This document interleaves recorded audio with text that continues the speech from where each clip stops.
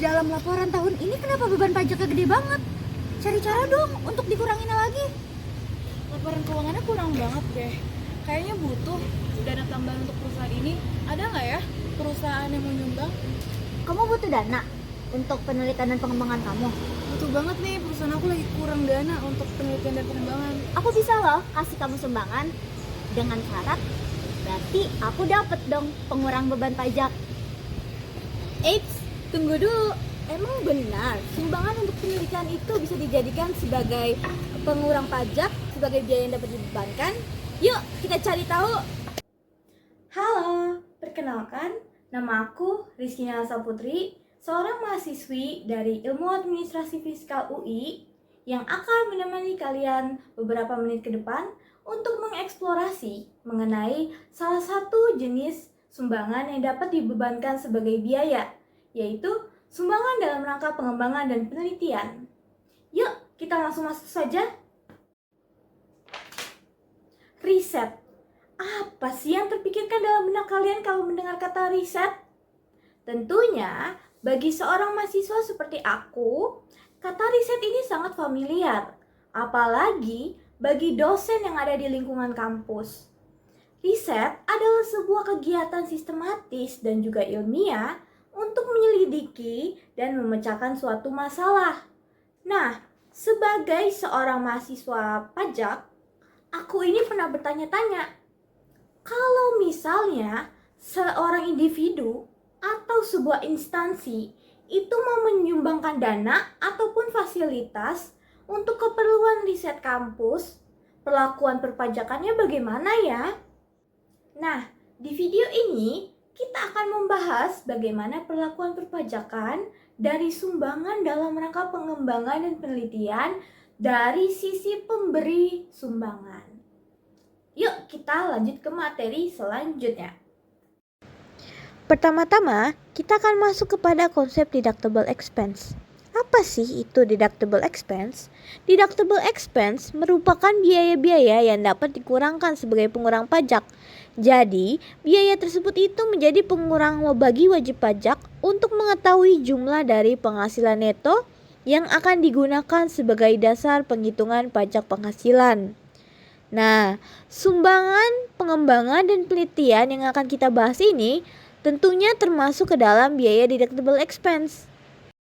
Hal tersebut itu diatur dalam Undang-Undang Pajak Penghasilan Pasal 6 Ayat 1 huruf J yang mengatakan bahwa besarnya penghasilan kena pajak bagi wajib pajak dalam negeri dan bentuk usaha tetap ditentukan berdasarkan penghasilan bruto dikurangi biaya untuk mendapatkan, menagih, dan memelihara penghasilan biaya 3M, termasuk sumbangan dalam rangka penelitian dan pengembangan yang dilakukan di Indonesia yang ketentuannya diatur dalam peraturan pemerintah. Sebelum kita masuk ke peraturan turunannya, yaitu peraturan pemerintah, kira-kira kalian bisa tebak nggak kenapa sumbangan jenis ini tuh bisa dijadikan deductible expense? Menurut Effendi, pemerintah itu mencoba menggunakan skema insentif pajak dalam bentuk deductible expense untuk merangsang masuknya dana dari individu ataupun organisasi yang kemudian akan mendanai bidang-bidang tertentu yang dianggap penting, seperti bidang penelitian dan pengembangan. Hal ini juga sejalan dengan Undang-Undang Dasar 1945, di mana bagian pembukaan dan juga beberapa pasal di dalamnya itu mengatakan bahwa pemerintah itu mendorong pengembangan ilmu pengetahuan dan teknologi bagi kemajuan rakyat Indonesia. Selanjutnya, kita akan masuk kepada PP 93 tahun 2010. Pada pasal 1 huruf B, itu mengatur secara lebih spesifik mengenai jenis sumbangan apa sih yang dimaksud. Jadi, sumbangan yang dimaksud itu adalah sumbangan dalam rangka penelitian dan pengembangan yang merupakan sumbangan untuk penelitian dan pengembangan yang dilakukan di wilayah Republik Indonesia dan juga yang disampaikan melalui lembaga penelitian dan pengembangan. Nah, apa sih yang dimaksud dengan lembaga penelitian dan pengembangan? Yang dimaksud dengan istilah tersebut adalah suatu lembaga yang didirikan dengan tujuan melakukan kegiatan penelitian dan pengembangan di Indonesia, termasuk perguruan tinggi terakreditasi. Berarti sebuah kampus itu termasuk sebagai lembaga penelitian dan pengembangan yang dimaksud dalam peraturan pemerintah. Akan tetapi, tidak semua sumbangan pengembangan dan penelitian itu dapat dikurangkan dari penghasilan bruto. Untuk bisa dibebankan sebagai biaya, sumbangan tersebut harus memenuhi beberapa persyaratan. Seperti pertama, mempunyai penghasilan neto fiskal berdasarkan SPT pajak penghasilan tahun pajak sebelumnya. Yang kedua adalah pemberian sumbangan itu tidak menyebabkan rugi pada tahun pajak sumbangan yang diberikan. Yang ketiga adalah didukung oleh bukti yang sah.